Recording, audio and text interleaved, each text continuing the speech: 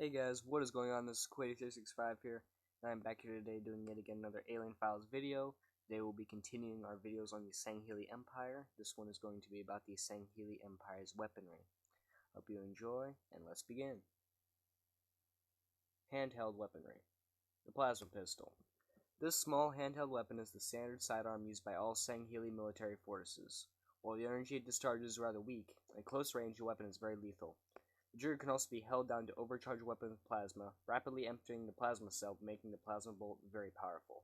The weapon has 4 modes: kill, stun, burn, and overload, which after a few seconds causes the weapon to explode with the force of a small grenade. The weapon's plasma cell carries enough for 15 shots, 3 if overcharged. Needle pistol.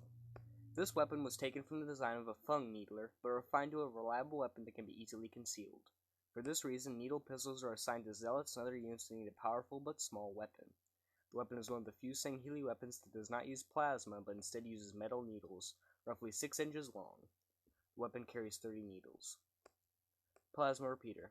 This weapon is mainly used in Sangheili boarding parties, where a long weapon is usually a disadvantage. The plasma repeater is roughly the size of a grown man's forearm, with the stopping power of a human SMG. This is one of the few plasma weapons that can fire very quickly. The weapon has only the kill and stun settings, and the weapon's cell carries 60 shots. Plasma rifle.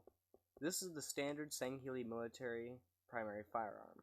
This weapon, like the plasma repeater, is able to fire rapidly, although it somewhat loses its stopping power when multiple shots are fired due to the plasma core getting very hot. The weapon has the kill and stun settings, and the plasma cell it uses carries 80 shots. Needle rifle. This weapon was also used by standard Sangheili soldiers. Like the needle pistol, its design was based off the Fung's version of the needle rifle, but was refined to a reliable and mass-producible weapon. The weapon carries 60 needles. Plasma carbine. This rare weapon is not used by standard Sangheili forces and reserved for Sangheili rangers. The weapon is the only plasma weapon that is deadly at close range as it is at long range.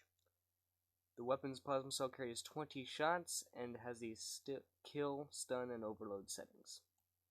Beam rifle.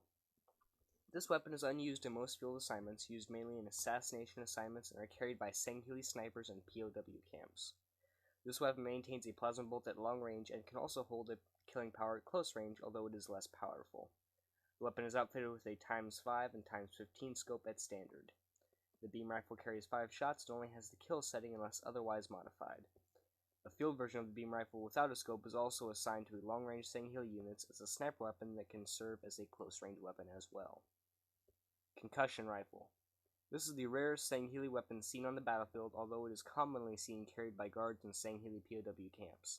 This weapon uses a high-powered form of sound energy to stun the enemy, quite literally blowing them backwards through the air.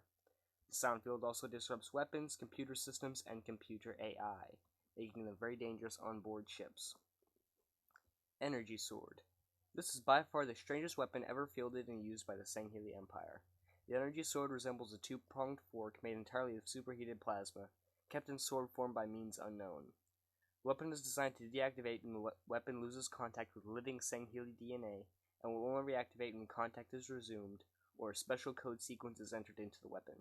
This does not help human scientists studying the weapon, seeing as how each weapon has its own unique code.